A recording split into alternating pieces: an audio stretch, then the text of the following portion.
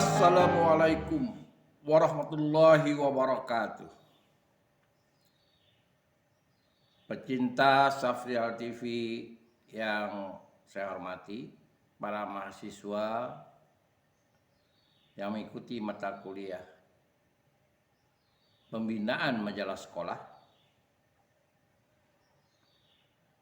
tanpa terasa kita sudah masuk ke tunjuk ajar atau tatap muka yang ke-7. Alhamdulillah, kita masih diberikan kesempatan oleh Allah Subhanahu wa Ta'ala, diberikan rahman rahimnya, diberikan kekuatan. Kita sampai saat ini masih diberikan kesempatan untuk menuntut ilmu pengetahuan yang ada di muka bumi ini. Oleh karena itu, kita selalu berserah diri kepada Allah, memohon hidayahnya agar segala rintangan, cobaan, terutama dalam mengikuti pembinaan majalah sekolah, dapat diberikan jalan yang benar. Dan rintangan-rintangan itu dapat dipinggirkan. Karena kita ini dapat dikategorikan sebagai fi sabilillah, menuntut ilmu. Saudara-saudara sekalian, saya juga tidak bosan-bosannya mengajak kita mengambil suri tauladan kepada Nabi besar Muhammad SAW yang mempunyai sifat sidik, amanah, tabligh, fatonah, kepribadian yang lengkap.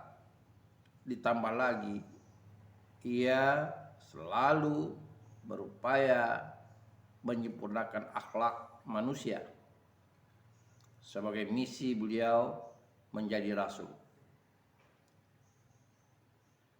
Saudara-saudara sekalian, kalau pada video atau konten yang ke-6, tunjuk ajar majalah sekolah, kita berbicara tentang primadona siswa. Arti kata, tidak ada alasan untuk kita tidak mempublikasikan figur siswa dalam publikasi majalah sekolah.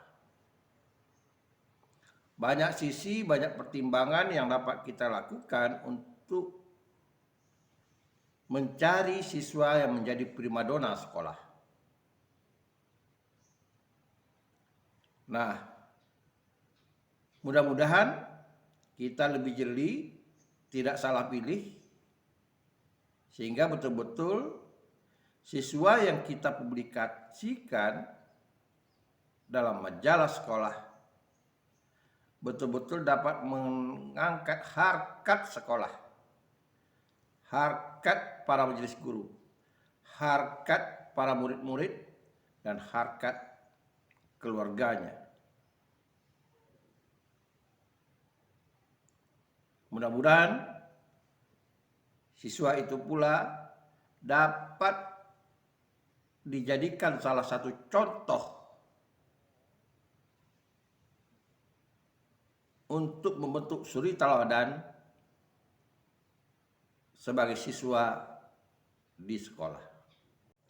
Kali ini kita bisa memahami bahagian yang bisa kita angkat di permukaan dan harus diketahui oleh masyarakat adalah berkaitan dengan aktivitas sekolah yang dirancang oleh kepala sekolah, disepakati oleh majelis guru, dan diikuti oleh para siswa. Biasanya program-program ini menjadi program unggulan di samping program-program lain. Misalnya, siswa mengaji. Ada beberapa sekolah yang dia memprioritaskan menanamkan agama sebelum anak-anak belajar. Bagi yang mayoritas umat Islam, ada aktivitas mengaji. Jadi pada pagi hari dimulai dengan mengaji. Gerakan mengaji ini bahkan menjadi prioritas bagi mereka.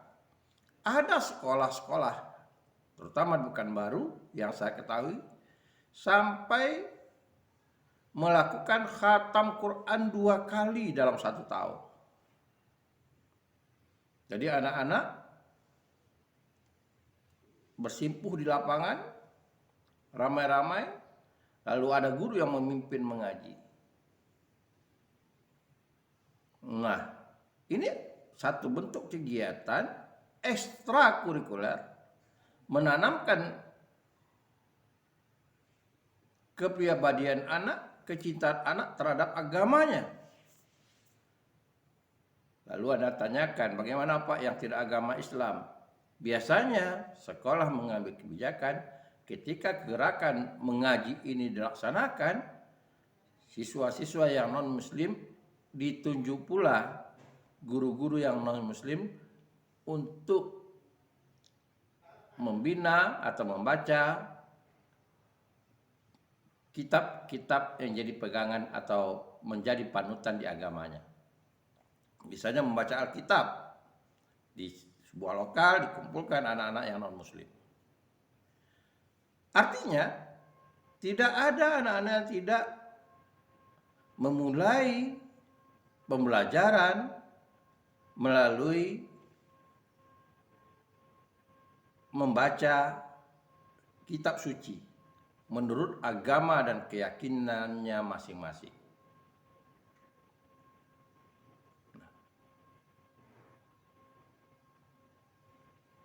Hal ini bisa ditingkatkan lagi sebetulnya di sekolah. Misalnya pada sekolah-sekolah tertentu yang membangun sekolahnya dengan identitas tahfiz. Anak-anak dari awal masuk sekolah sudah punya target-target. Dia hafal dengan surat-surat yang ada dalam Al-Quran.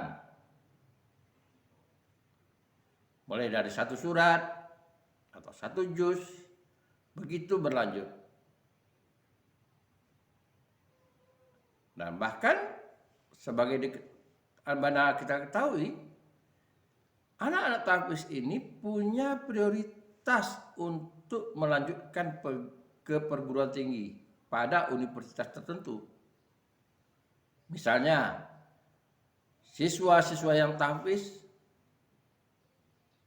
dia bisa tanpa tes masuk ke fakultas kedokteran.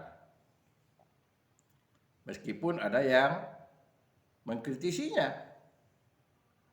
Tapi perlu diketahui, bayangkan berat 30 juz, begitu tebalnya ayat suci Al-Quran, ia bisa hafal.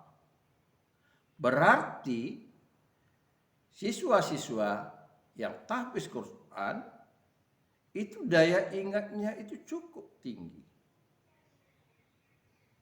Apalagi orang sudah mulai banyak menemukan bagaimana caranya menghafal Quran dalam waktu yang relatif singkat.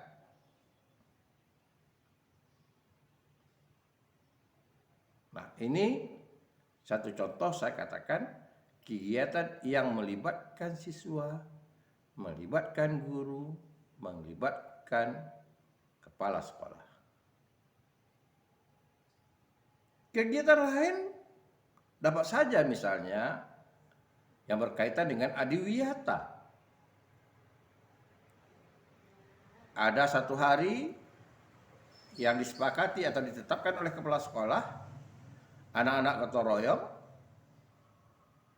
membersihkan lingkungan, menanam pohon-pohon atau bunga-bunga untuk memperindah sekolah dan menyejukkan lingkungan. Dan program Adiwidata ini di sekolah tingkat kota madya atau kabupaten, tingkat provinsi, bahkan tingkat nasional itu dilombakan.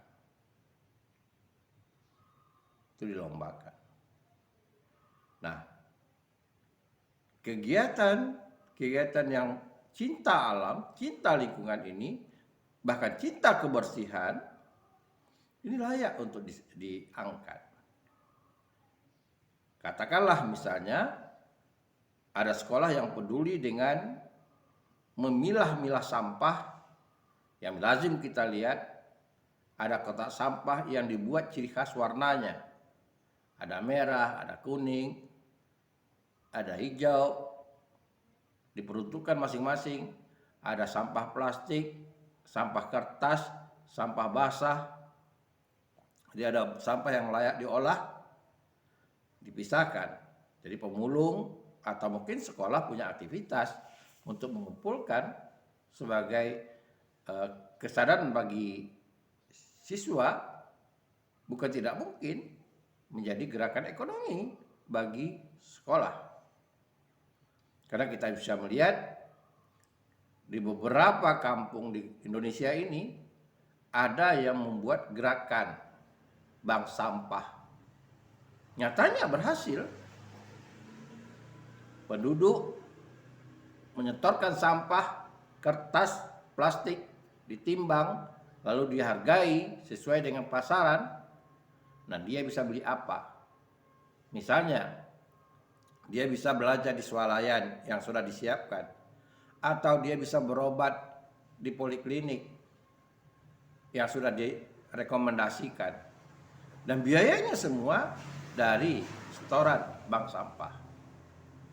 Jadi bukan tidak mungkin, karena jumlah siswa itu banyak dan mereka suka jajan, kalau dikelola dengan baik dalam jangka tertentu, bisa jadi sampah-sampah yang dibuat oleh siswa atau dibuang oleh siswa ditata dengan rapi. Bahkan sebagian sekolah yang kreatif, guru-gurunya membuat kerajinan dari sampah. Hiasan-hiasan dinding, kemudian dekorasi-dekorasi sekolah, bahkan wadah-wadah untuk menanam bunga, tanaman-tanaman, tentu yang tidak terlalu besar. Dan itu sudah lama berjalan di sekolah-sekolah tertentu. Nah, ini yang Anda bisa melihat, mungkin saja di sekolah yang Anda datangi, jadi sumber atau dari tempat Anda PKL, ada gerakan seperti itu. Ini menarik. Bisa jadi misalnya bentuk-bentuk kreativitas dari botol-botol air mineral menjadi hiasan. Orang ingin mempelajarinya. Langkah-langkahnya bagaimana? Nah, mungkin ini bisa dibuat video tutorialnya. Jadi kita juga berbagi, sekolah itu berbagi ilmu untuk orang lain. Kegiatan ekstrakurikuler lainnya yang lazim juga bisa kita dapatkan di sekolah atau kita jumpai di sekolah adalah gerakan pramuka.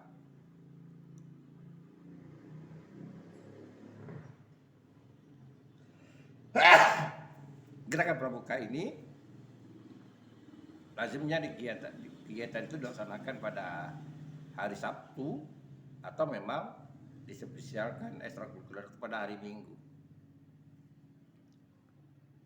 Nah, gerakan pramuka ini juga bagian yang dapat kita expose, karena di sana ada bapak pembinanya atau kakak pembinanya, bapak atau ibu pembinanya. Nah, mungkin saja ada atraksi-atraksi yang berkaitan dengan menggunakan bahasa-bahasa isyarat kayak semapur, morse, lalu ketangkasan yang mereka lakukan, menegakkan tenda, berbaris, memasang kacu yang rapi, yang membangun kepribadian siswa. Misalnya memang dalam kurikulum 13 ekstrakurikuler itu salah satu diantaranya pramuka. Di samping itu ada yang tidak kalah pentingnya di kota-kota, ada kegiatan yang berkaitan dengan membangun kepribadian P3K. Jadi P3K gerakan yang menggerakkan atau membuat komunitas di sekolah itu yang berkaitan dengan kesehatan. Dan tentu dia ada yang sifatnya gerakan preventif, menjaga kesehatan, yaitu menjaga kebersihan. Dan ada tindakannya kuratif, mengambil tindakan. Jadi ini biasanya dasar-dasar dari rescue atau pertolongan kegiatan Palang Merah itu sudah ditanamkan di sekolah-sekolah. Dan para siswa tingkat sekolah menengah ada kalanya tertarik dengan hal-hal seperti itu. Karena itu juga kegiatan yang penuh tantangan. Meskipun komunitas itu biasanya di sekolah-sekolah tidak terlalu banyak. Tapi itu menarik. Hal lain di sekolah berkaitan dengan Paskibra.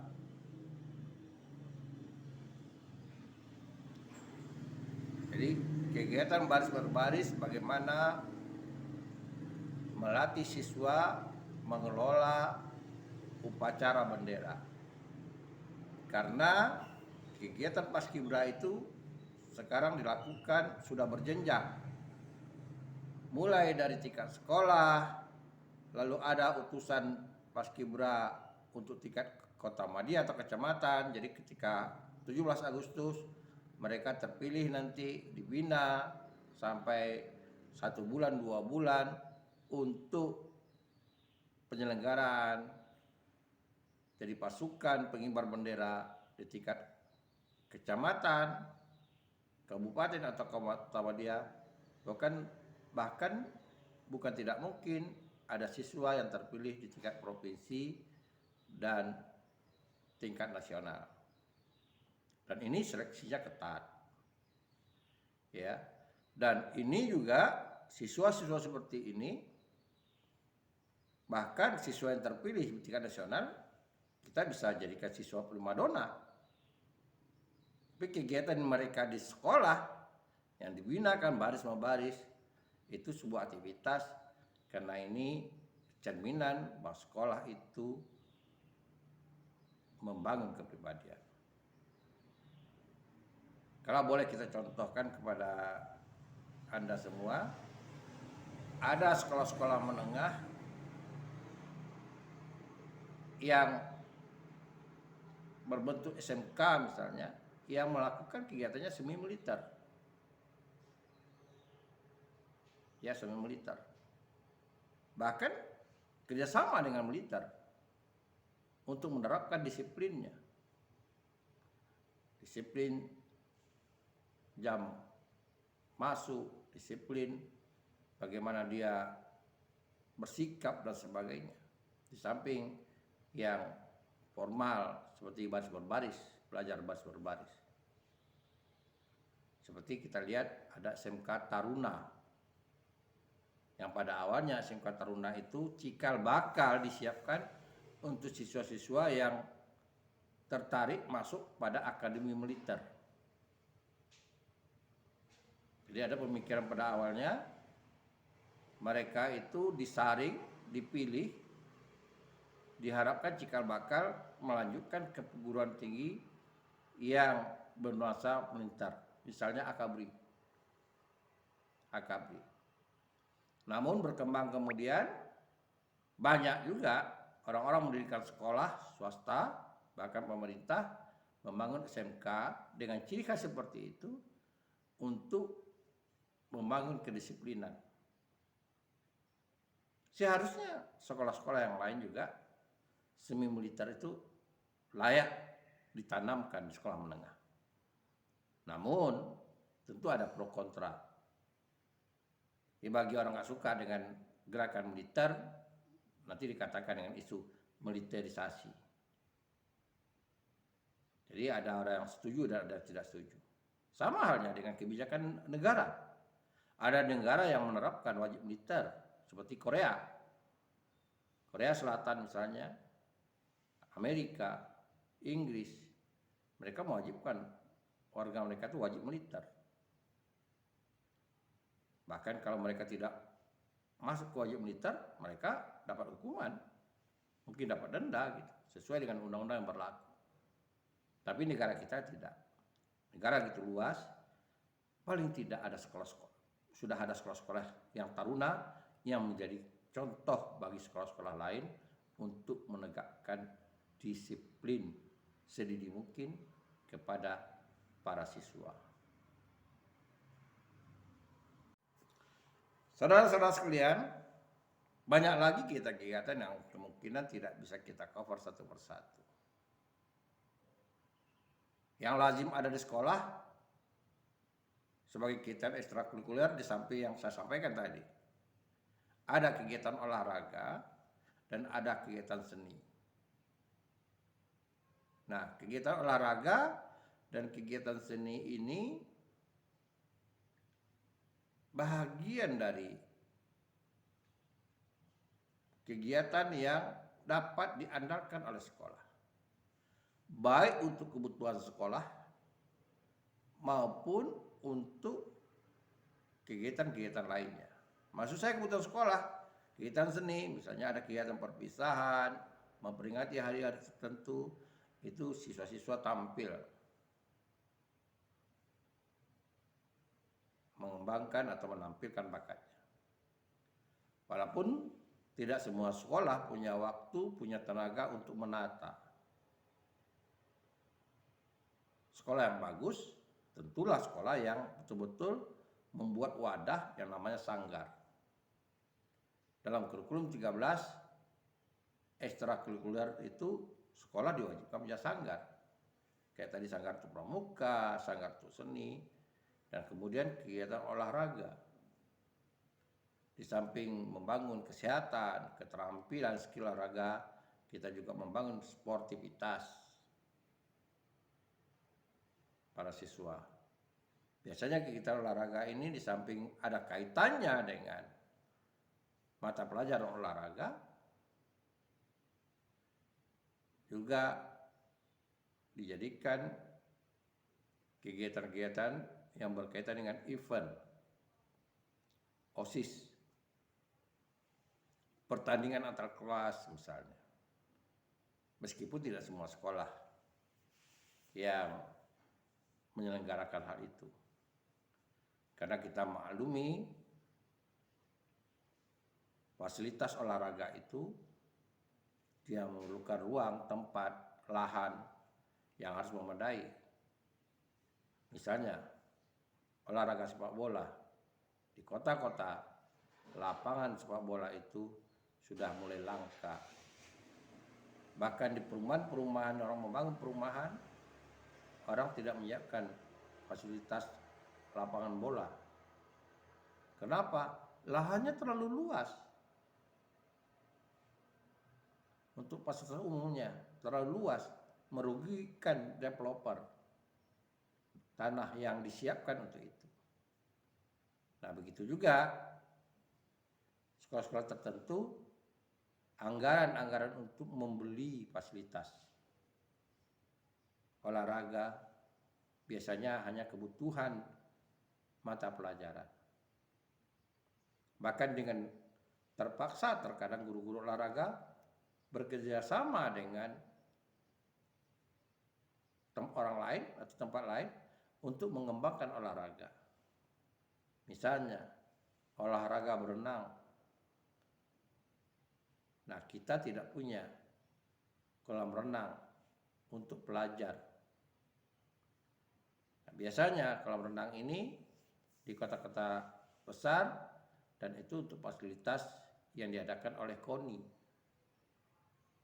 Tapi oleh dinas atau oleh sekolah unggul pun tidak mempunyai fasilitas itu. Di samping biayanya besar, juga karena mungkin ada pertimbangan tentang pakaian, dan tentu ada dipisahkan mungkin jadwalnya atau tempatnya antara laki-laki dan perempuan dan sebagainya. Yang menarik saudara-saudara sekalian adalah adanya kewajiban-kewajiban tertentu dalam kegiatan untuk membangun kebersamaan, terutama misalnya sholat berjamaah.